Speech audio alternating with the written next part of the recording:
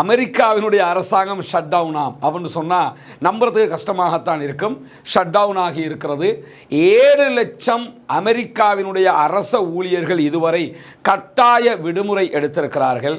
இதுவரைக்கும் கவர்மெண்ட்டே shut down ஆகி ஒரு தலைவலியாக மாறிக்கொண்டிருந்தது என்று சொன்னால், இப்பொழுது வருகிற ஆபத்து அதை தாண்டியது என்பதை அமெரிக்க அதிகாரிகளும் புரிந்து கொண்டிருக்கிறார்கள். அமெரிக்க அதிபருடைய கட்சியினர் சொல்லக்கூடிய பெயர் என்ன தெரியுமா?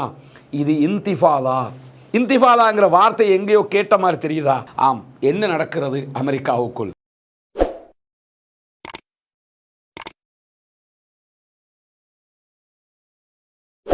உலகம் முழுவதும் ஜனநாயகம், உலகம் முழுவதும் நேர்மை, உலகம் முழுவதும் நீதி என்று பேசக்கூடிய ஒரு நாடு, ஒரு சாரார் இருக்கிறார்கள் என்றால் அது அமெரிக்க அதிபரும் அமெரிக்காவினுடைய அரசியல்வாதிகளும் தான். இவர்களும் இஸ்ரேல் போன்ற நாடுகளைச் சேர்ந்தவர்களும் உலகம் முழுக்க நீதியை பேச வேண்டும் என்பார்கள், ஜனநாயகத்தை போதிக்கிறோம் என்பார்கள், அதற்காக செலவழிக்கிறோம் என்பார்கள். ஆனால் இதே கூட்டம் உலக நாடு முழுவதும் உளவுத்துறை தகவல்களை சேகரித்து அரசாங்கங்களுக்கு எதிராக பிரச்சனைகளை தூண்டுவார்கள், ஆயுத விற்பனை செய்வார்கள்.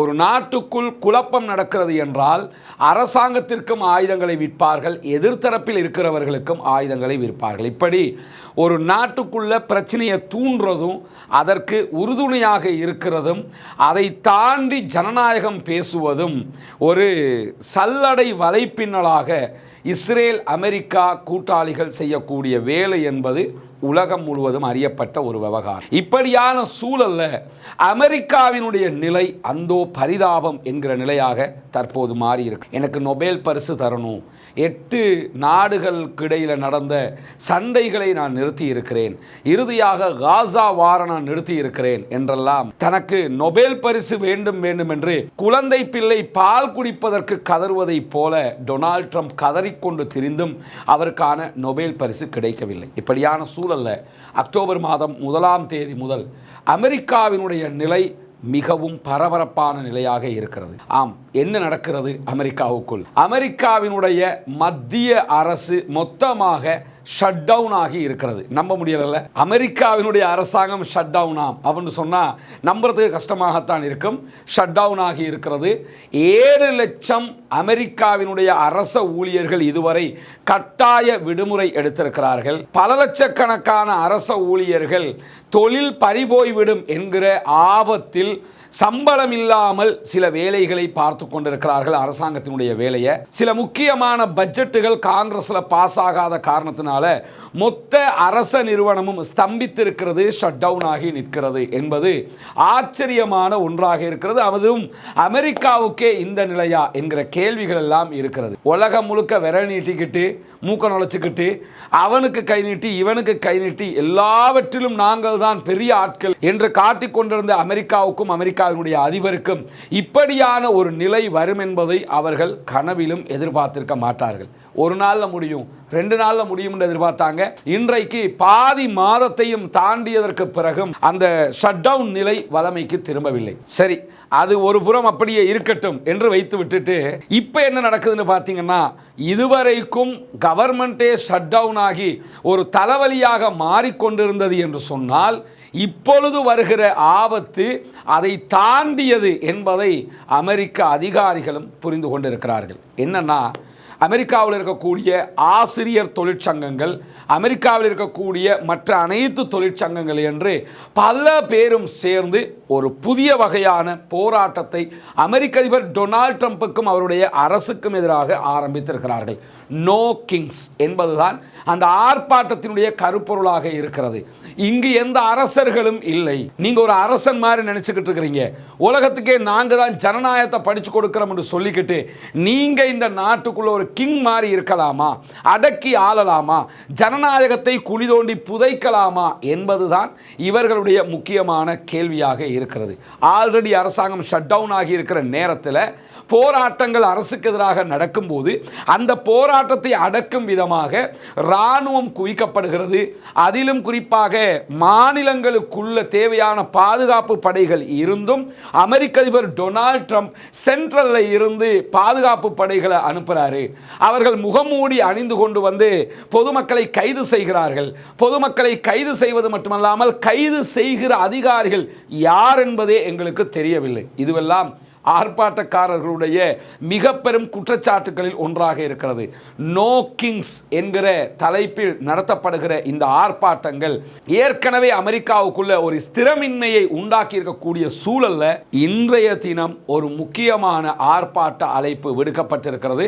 பெரும்பாலும் இந்த வீடியோவை நீங்க பார்த்து கொண்டிருக்கக்கூடிய சூழல்கள்ல அந்த ஆர்ப்பாட்டத்தினுடைய புதிய செய்திகள் வெளியாகி கொண்டிருக்கலாம். அமெரிக்கா முழுவதும் 1700 முக்கியமான நகரங்கள்ல 2500க்கும் மேற்பட்ட ஆர்ப்பாட்டங்கள் ஒரே நேரத்தில் ஏற்பாடு செய்யப்பட்டிருக்கிறது. இந்த ஆர்ப்பாட்டங்களில் குறைந்தது 5 மில்லியனுக்கு மேற்பட்ட மக்கள், 50 லட்சத்திற்கு மேற்பட்ட மக்கள் எல்லா பகுதிகளிலும் பங்கெடுப்பார்கள் என்று ஏற்பாட்டாளர்கள் சொல்லிக்கொள்ளக்கூடிய செய்திகள் பரபரப்பாக வெளியாகி கொண்டிருக்கிறது. இந்த ஆர்ப்பாட்டக்காரர்களுடைய முக்கியமான கோரிக்கை என்னன்னா, கூட்டாட்சி நிறுத்தப்பட வேண்டும், சென்ட்ரல்ல இருந்து போர்சஸை இறக்கி போராட்டங்களை அடக்குவது நிறுத்தப்பட வேண்டும், ஜனநாயகம் முழுவதுமாக பாதுகாக்கப்பட வேண்டும் என்பதுதான் மிக பெரும் கருப்பொருளாக இருக்கிறது. அதனால் தான் நோ கிங்ஸ் என்கிற பெயர்லேயே இந்த ஆர்ப்பாட்டங்களை அவர்கள் எல்லா பகுதிகளிலும் நடத்த ஆரம்பித்திருக்கிறார்கள். ஆனால் இந்த ஆர்ப்பாட்டத்தை பொறுத்தவரையில் இன்னும் ஒரு சுவாரஸ்யமான விவகாரம் இருக்கிறது. என்னன்னா, உலகம் முழுவதும் நமக்கெல்லாம் தெரியும் இந்த ஜென்சி ஆர்ப்பாட்டங்கள் தொடர்கிறது. குறிப்பாக இலங்கையில் ஆரம்பித்தது. அரபு நாடுகள் எல்லாம் அரபு எழுச்சி என்றொன்று ஆரம்பிக்கப்பட்டு பல நாடுகளிலும் ஆட்சியாளர்கள் துரத்தி அடிக்கப்பட்டார்கள். ஈஜிப்டில் ஹொஸ்னி முபாரக் ஆட்சியை இழந்தார், டியூனிஷியாவில் ஜெயினுலாபுதீன் ஆட்சியை இழந்தார், இப்படி பல நாடுகளிலும் கடாஃபி தன்னுடைய உயிரையை இழந்தார். இப்படி பல ஆர்ப்பாட்டங்கள் அன்றைய நாட்களில் நடந்தது போக மீண்டும் ஜென்சியினுடைய ஆர்ப்பாட்டங்கள் தொடர்ந்தது. குறிப்பாக இலங்கையிலே கோட்டாபே ராஜபக்ஷ ஜனாதிபதியாக இருக்கும் நிலையிலேயே நாட்டை விட்டு தப்பியோடினார், பதவியை இழந்தார். அதற்கு பிறகு வங்காளதேசத்தில் இதே போன்ற ஜென்சி ஆர்ப்பாட்டங்கள் உச்சம் தொட்டு வங்காளதேசத்தின் பிரதமர் ஆட்சியை இழந்தார், நாட்டை விட்டு தப்பியோடி இந்தியாவிலே தஞ்சம் புகுந்தார். அதற்கு பிறகு நேபாளத்தில் ஏற்பட்ட ஆட்சி மாற்றம் ஜென்சியினுடைய போராட்டங்களால் ஏற்பட்டது என்பது நமக்கெல்லாம் தெரியும். தற்போது மடகஸ்கரினுடைய அதிபரும் நாட்டை விட்டு ஓடி இருக்கிறார். ஜென்சியினுடைய ஆர்ப்பாட்டங்கள், இளைஞர்களுடைய ஆர்ப்பாட்டங்கள் உச்சம் தொட்டு கொண்டிருக்கக்கூடிய சூழல்ல அமெரிக்காவிலும் ஜென்சி ஆர்ப்பாட்டங்கள் வலுப்பெற்று விடுமா என்கிற கேள்விகள் எழுகிறது. அமெரிக்க அதிபர் டொனால்ட் ட்ரம்பினுடைய ஆட்சி கனவு என்னாகும் என்கிற கேள்விகளும் தற்போது எழ ஆரம்பித்திருக்கிறது. காரணம் என்னன்னா, உலகம் முழுவதும் ஏற்பட்டு வரக்கூடிய இந்த ஜென்சியினுடைய ஆர்ப்பாட்டங்கள் தான் அமெரிக்காவுக்கும் இந்த பயத்தை கொண்டு வந்திருக்கிறது. சரி, இது தொடர்பாக அமெரிக்க அதிபருடைய கட்சி என்ன சொல்லுகிறது என்று சொன்னால் பெருசா ஒன்றும் சொல்லலைங்க. வளமையாக எதை சொல்லுவாங்களோ அதை கொஞ்சம் மாற்றி தற்போது சொல்லுகிறார்கள். அதில் ஒரு சந்தோஷம் என்னன்னா, அந்த மாற்றத்திற்கு காரணமாக இந்த காசாவினுடைய யுத்தம் இருந்தது என்பதுதான். ஏன்னா இந்த காசாவினுடைய வாருக்கு முன்பதாக உலகத்தில் எது நடந்தாலுமே இஸ்லாமிய தீவிரவாதம், முஸ்லீம் பயங்கரவாதம் என்கிற வார்த்தைகளை அமெரிக்காவும் அதனுடைய நேச நாடுகளும் பல நாடுகளும் அங்கே இருக்கக்கூடிய அவர்களுடைய ப்ராக்சிஸ்களும் பயன்படுத்தி கொள்வார்கள்.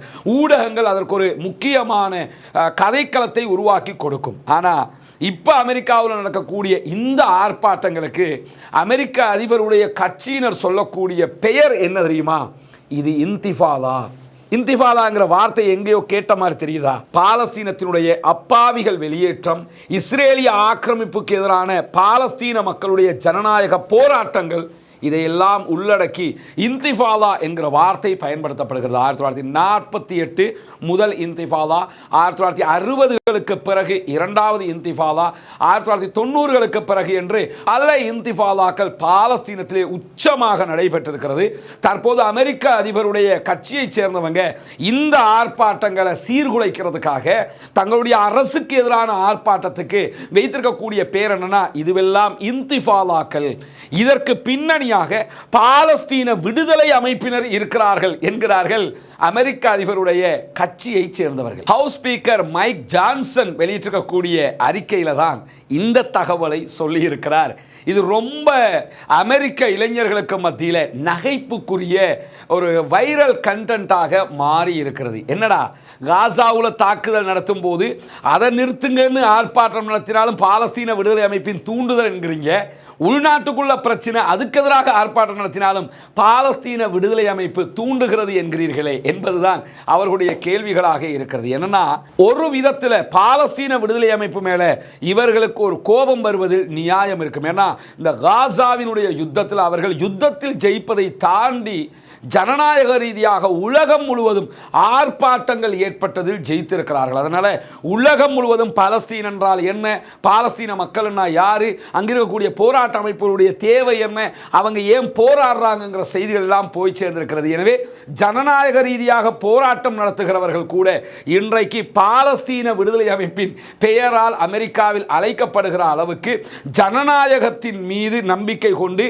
அந்த மக்கள் தங்களுடைய உரிமைகளை பெற்றுக்கொள்வதற்காக சர்வதேச அளவில் மக்கள் எழுச்சி ஆர்ப்பாட்டங்களுக்கு தூண்டுகோலாக அமைந்திருக்கிறார்கள்.